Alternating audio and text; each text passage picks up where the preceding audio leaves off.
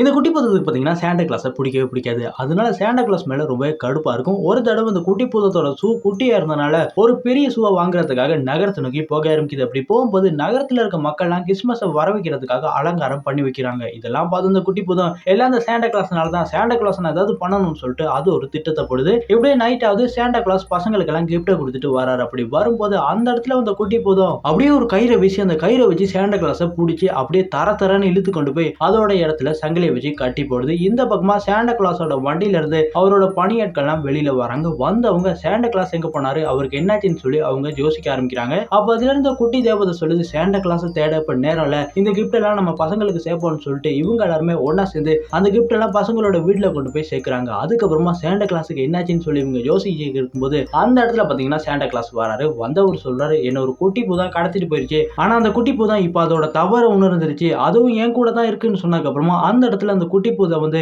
Happy கிறிஸ்மஸ்ன்னு சொல்லுது.